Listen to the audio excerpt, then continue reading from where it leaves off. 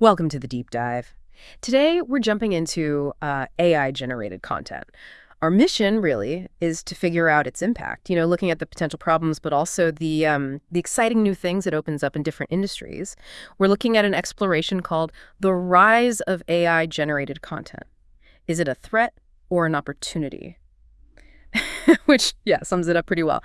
So the big question for you listening is, this AI stuff, creating articles, images, all that, should we be excited or worried? That really is the heart of it, isn't it? It's Yeah. definitely not black and white. This exploration, it does a good job showing how AI content is, well, two things at once. Huge potential, sure, but also some pretty valid worries about how it's used. Okay, let's dig into that. Where are we actually seeing this AI making waves right now? What's the immediate impact? Right away, you see it big time in areas like marketing. For instance, Yep. creating loads of different ad versions for specific audiences. AI does that super fast. It's really about scaling up content creation, ways that honestly were impossible before for businesses trying to reach more people effectively. Right, so a job that took weeks for a team, AI might do in hours. Exactly. But, okay, what's the downside then? What are the sort of pitfalls we should watch out for? Well, one thing that keeps coming up is this risk of everything starting to sound, well, the same, lacking that spark of originality. Yeah. See, these AI models, they learn from tons of stuff already online. If that source material is kind of uniform, Then the output will be too. pretty much, yeah. Yeah. It could potentially make the content landscape, a bit less diverse, maybe less interesting for you. That makes sense. And what about creative fields, artists, writers? How are they feeling about AI showing up on their turf?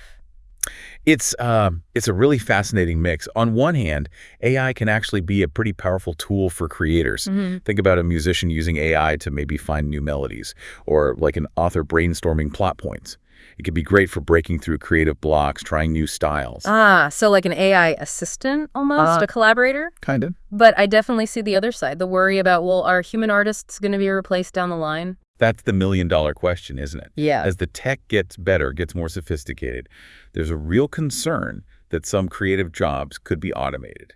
And it also raises tricky questions about, ownership. Who actually owns AI-generated work? Who gets the credit?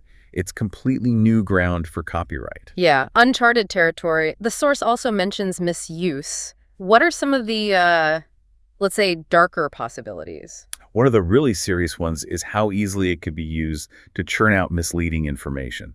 At scale, imagine AI creating super realistic fake news or those deepfake videos we hear about. It can make it way harder for you to tell what's real and what's, well, deliberately fake. That's pretty concerning.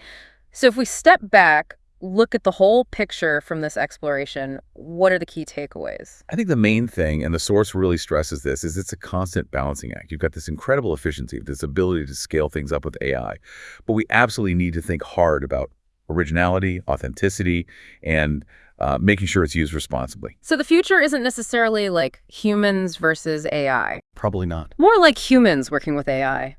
Using its power to boost our own creativity, our productivity, but staying, aware of the risks. Precisely. This exploration highlights both things really well. The huge potential across so many areas, but also this ongoing need for, frankly, careful thought about what it all means for society as it keeps changing so fast. Okay, so thinking about that speed, what's one single area you think will be most profoundly changed by AI-generated content in, say, the next few years? And what should we really be grappling with right now?